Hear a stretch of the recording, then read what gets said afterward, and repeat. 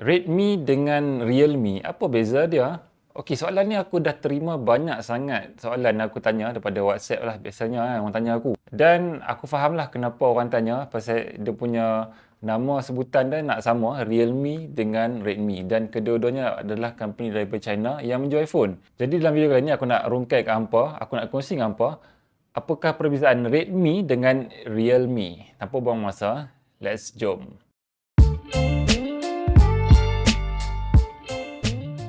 Okey, kalau hampa tengah tengok video ni dan hampa dah subscribe, hampa memang legend.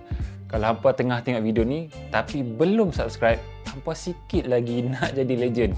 Jadi hampa tolong subscribe, hampa jadi seorang yang legend. Okey, soalan ni memang aku dapat banyak kali lah sebab aku faham sebutan dia nak sama Redmi dengan Realme. Lepas tu kedua-duanya company daripada China, kedua-duanya jual iPhone. Okey, aku nak terangkan serba sedikit secara ringkas lah apakah perbezaan Redmi dengan Realme. Okey, Redmi adalah sebuah anak syarikat Xiaomi yang mana pada perancangan asal dia, Redmi ni merupakan segmen phone murah ataupun phone budget yang dikhususkan untuk orang kata spek dia tak adalah tinggi sangat dengan dijual dengan harga yang murah. Contohnya macam Redmi Note 3, Redmi Note 4, Redmi Note 5 dan sebagainya lah. Dan diasingkan dengan phone-phone Mi. Contohnya Mi adalah phone yang lebih premium, lebih mahal dan lebih high spec lah. Contohnya macam Mi Note 10, Mi 11, Mi 10, Mi 9, Mi 8 dan sebagainya. Dan dalam masa tempoh beberapa tahun lepas ni, Xiaomi telah membuat keputusan untuk mengasingkan ataupun menjadikan Redmi sebagai sub-brand bagi Xiaomi. Dan orang kata macam dia agak sedikit terpisah antara Mi dengan Redmi.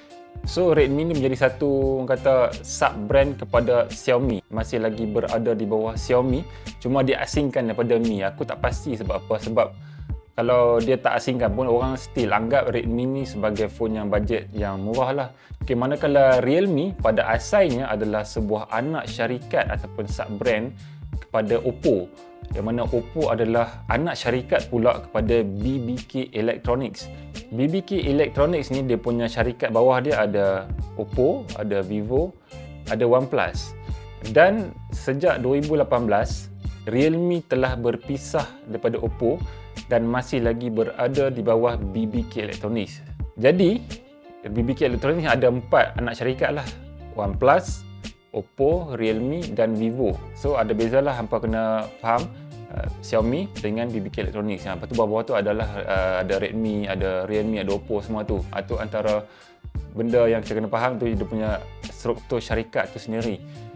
Dari segi teknologi pula, Redmi menggunakan sistem operasi MIUI yang berasaskan Android, manakala Realme menggunakan sistem operasi Realme UI yang berasaskan Android jugalah.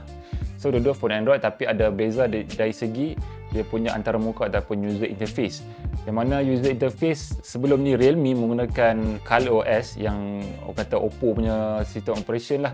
Tapi Realme dah develop operating system mereka sendiri iaitu Realme UI. Realme UI ni dia agak clean sikit lah berbanding dengan MIUI ni. Mana MIUI ni ada orang kata ada bloatware yang lebih sikit lah dan ada iklan sebab untuk menampung kos phone murah lah untuk phone-phone Redmi dan Xiaomi ni.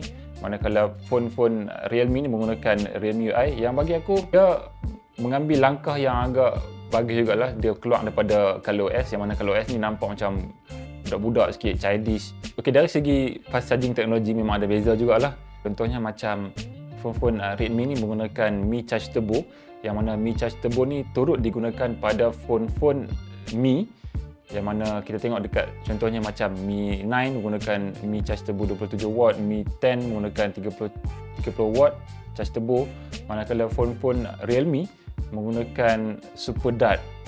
Sekarang ni Super Dart, contohnya macam Realme X7 Pro atau menggunakan teknologi Super Dart lah.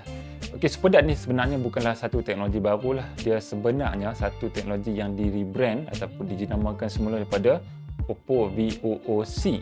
VOOC ni memang salah satu pioneer lah dalam fast charging teknologi. Dia ada sekitar tahun 2014 selaku dengan penawaran VOOC 20W pada mula-mula lah. Lepas tu dia di rebrand untuk digunakan pada OnePlus dan di OnePlus Dash Charge. VOOC digunakan pada phone-phone Realme juga. Lepas tu dalam 2 tahun lepas ada rebrand pada Realme Superdad. Okey, dari segi target market pula, kedua-dua memang sangat beza lah. Contohnya macam di Malaysia sendiri, phone-phone Redmi ni semua phone yang mampu milik lah. Contohnya macam Redmi Note 10, Redmi Note 10 Pro. Tapi kalau phone-phone Realme ni, dia ada banyak segmentation. Dia ada phone entry level, phone mid range dan juga phone flagship. Okey guys, aku rasa itu sahaja perbezaan. Memang tak banyak sangatlah perbezaan di antara Realme dengan Redmi. Dan simple saja perbezaan dia, tapi orang kita buat pening. Okey, itu saja video kita pada hari ini. Jangan lupa tinggalkan like dan jangan lupa subscribe. See you in the next video. Thanks for watching. Assalamualaikum. Adios.